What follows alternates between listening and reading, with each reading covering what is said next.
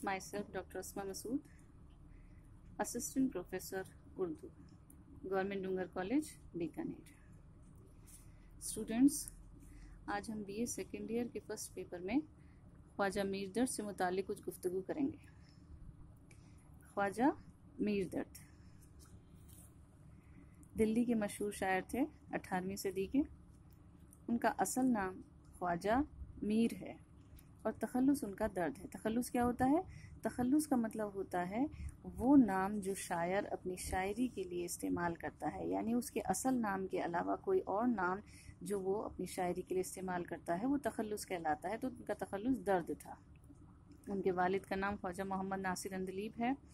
पैदाइश उनकी 1720 ईस्वी के अंदर दिल्ली के अंदर हुई, दिल्ली के अंदर। वफ़ात उनकी 1785 ईस्वी के अंदर दिल्ली के अंदर हुई है।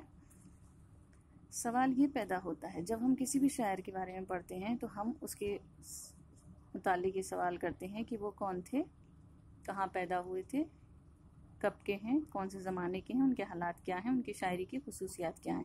तो इन्हीं सवालों का जवाब आज हम इस लेक्चर में समझने की कोशिश करेंगे कि दर्द कौन है। इसका जवाब हम दो हैसियतों से दे सकते हैं। पहला है दर्द एक सूफ़ी शायर हैं, यानी ये उनकी शख्सियत से जुड़ा हुआ जवाब है। वो एक सूफ़ी थे, सूफ़ी शायर हैं। उनकी शख्सियत, उनका मिजाज, उनका रुझान जो है वो तसव्वुफ़ की तरफ माइल था, इसलिए वो एक सूफ़ी शायर कहलाते हैं। उनकी शायरी में कुछ ऐसी खुसूसियात हैं जो कि उन्हें सूफ़ी शायर बनाती हैं, या हम आगे देखेंगे। दूसरा जवाब हम इस तरह दे सकते हैं कि दर्द 18वीं सदी के मकबूल शायर थे। 18वीं सदी यानी वो अब उनके ज़माने से जुड़ा हुआ जवाब है ये कि दर्द जो थे वो 18वीं सदी के मकबूल शायर थे। ये उनके ज़माने से जुड़ा हुआ जवाब है। अब हम देखते हैं कि दर्द जो हैं, चूँकि हमने ये देखा कि दर्द एक सूफ़ी शायर हैं, इसलिए दर्द के बारे में हम ये देखेंगे कि सूफ़ी शायर होता कौन है। हमारे जहन में सबसे पहले सवाल पैदा होता है कि सूफ़ी शायर होता कौन है। तो सूफ़ी शायर कौन होता है? वो शायर सूफ़ी शायर कहलाएगा जो कि जिसके यहाँ तसव्वुफ़ बुनियादी रुझान की हैसियत रखता है। बुनियादी रुझान की हैसियत रखता है यानी उसकी शायरी के अंदर जो मेन खुसूसियत है वो तसव्वुफ़ की है। तसव्वुफ़ क्या है? तसव्वुफ़ जो होता है वो खुदा से लौ लगाने का इल्म है, यानी खुदा से मोहब्बत के इजहार का एक तरीक़ा है, एक इल्म है जो खुदा से लौ लगाने की तरफ का इजहार करता है, तो वो तसव्वुफ़ कहलाता है। तो जो सूफ़ी शायर है उसके यहाँ ये तसव्वुफ़ कलीदी रोल अदा करता है, ये बुनियादी खुसूसियत उसकी होती है। इसलिए सूफ़ी बुज़ुर्ग जो शायर होते हैं या सूफ़ी शायर जो होते हैं उन लोगों के यहाँ कुछ खुसूसियात होती हैं जो हमें दर्द के यहाँ भी नज़र आती हैं, इसलिए हम दर्द को सूफ़ी शायर मानते हैं। दर्द की शायरी में तसव्वुफ़। अब हम इसके तहत जब हम दर्द की शायरी को देखते हैं तो हमें कुछ खुसूसियात नज़र आती हैं। पहला हम देखते हैं खुदा से सच्ची मोहब्बत का इजहार उनकी शायरी में नज़र आता है। खुदा जो पैदा करने वाला है, हमारा बनाने वाला है, इस कायनात को बनाने वाला है, इस दुनिया की हर शय को जिसने बनाया है, उससे जो सूफ़ी शायर होता है वो सच्ची मोहब्बत का इजहार करता है। यानी यह है कि अपनी शायरी के अंदर वो इस तरह अशार कहता है कि जिससे उसे हमें ये इश्क़ मजाजी के बजाय इश्क़ हकीकी का इजहार ज़्यादा उसमें नज़र आता है। इश्क़ हकीकी किससे? वो हकीकी ज़ात जिसने इस कायनात को बनाया है, उससे इश्क़ का इजहार उनकी शायरी के अंदर नज़र आता है। जैसे मान लीजिए कि दर्द का ये शेर है, गाफिल खुदा की याद पे मत भूल ज़ीनहार, अपने तई भुला दे अगर तू भुला सके।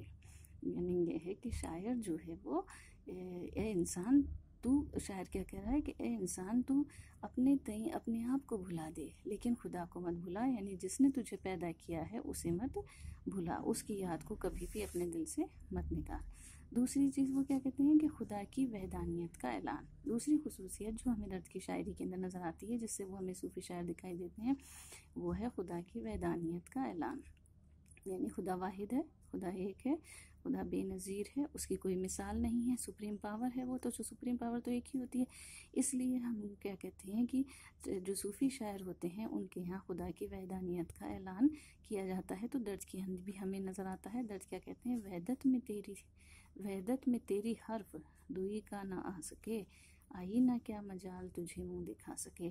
यानी ये है कि ए माबूद हकीकी तू तो ऐसा वाहिद है, ऐसा एक अकेला है, ऐसा बेनज़ीर है कि तेरे लिए दो का हर्फ इस्तेमाल नहीं हो सकता कभी भी, यानी हम तू अकेला ही है, बेनज़ीर है, तेरी कोई मिसाल नहीं है इस दुनिया के अंदर। तीसरी सिफत जो हमें उनकी शायरी के अंदर, या तीसरी खुसूसियत जो हमें शायरी में नज़र आती है, वो है दुनिया की बेसवाती का जिक्र।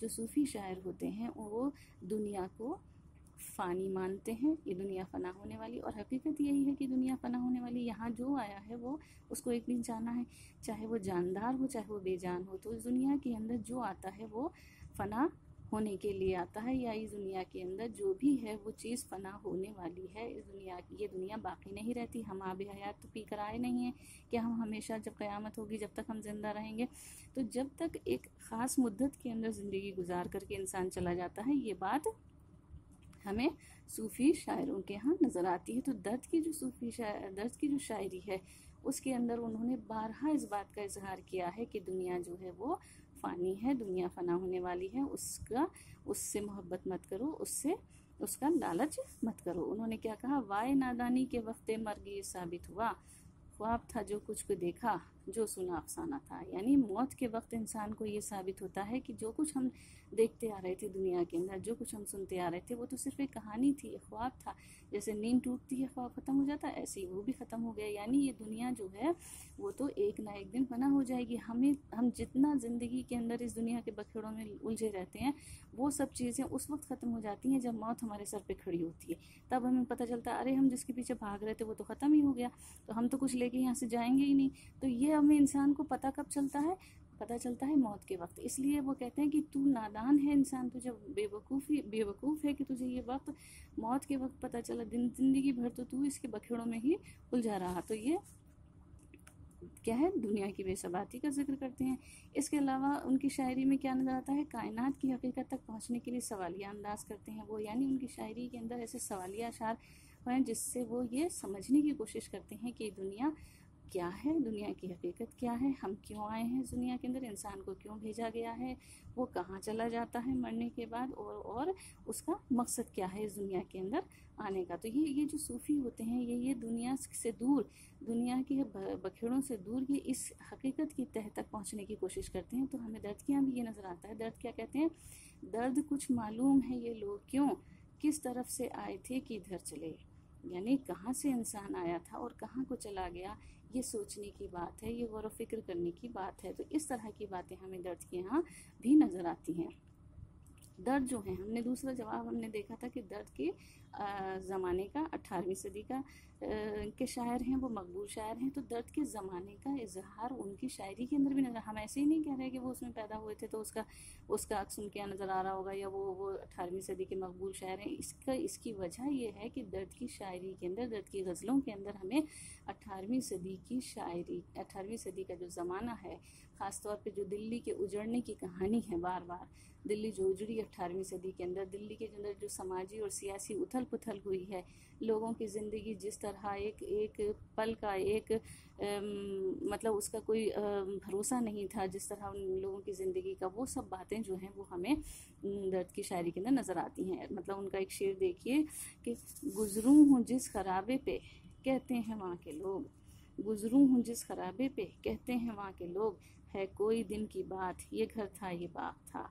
यानी इस दुनिया के अंदर कहीं से भी हम जाएं, हमें ये याद आता है, दिल्ली के अंदर हमें ये याद आता है कि ये कल यहाँ एक घर आबाद था, कल यहाँ एक बाग आबाद था, आज वो चीज़ें उजड़ चुकी हैं। तो दिल्ली के उजड़ने की जो कहानी है 18वीं सदी की, जो सियासी और समाजी उथल पुथल है, कि एक वक्त जो था वो ऐसा था कि जब ना तो समाज के अंदर, माशरे के अंदर हमारे सुकून था, इंसान जो था वो, उसको पल की खबर नहीं थी कि अगले पल क्या होने वाला है। लोग दिल्ली छोड़ छोड़ करके जा रहे थे, लेकिन ये दर्द थे, चूँकि वो सूफ़ी थे, इसलिए उन्हें अपने खुदा पर इतना ईमान था, इतना भरोसा था कि वो दिल्ली छोड़ करके नहीं गए और वहीं बैठे रहे। उन्होंने कहा मौत आनी है तो मुझे यहीं आ जाएगी। तो वो छोड़ करके नहीं गए। तो ये बातें हमें दर्द की यहाँ नज़र आती हैं। इसलिए दर्द के लिए हम कहते हैं कि दर्द एक सूफ़ी शायर हैं और मकबूल तरीन शायर। उन्होंने बहुत आसान ज़बान के अंदर अपने जो बातें हैं, अपने जो ख़यालात हैं, अपने जो फ़िक्र है, उसका इजहार उन्होंने बहुत आसान ज़बान के अंदर अपनी शायरी के अंदर किया है, जिसमें सोच पाया जाता है, उदास पाया जाता है। मीर की तरह उनके यहाँ भी सोच पाया जाता है दर्द की शायरी के अंदर। और सबसे बड़ी बात यह है जो सूफियाना शायरी है उनकी, वो हमें अट्रैक्ट करती है, वो हमें अपील करती है, जिसकी वजह से हम उनके लिए कहते हैं कि उर्दू शायरी के जो सूफ़ी शायर हैं वो दर्द हैं।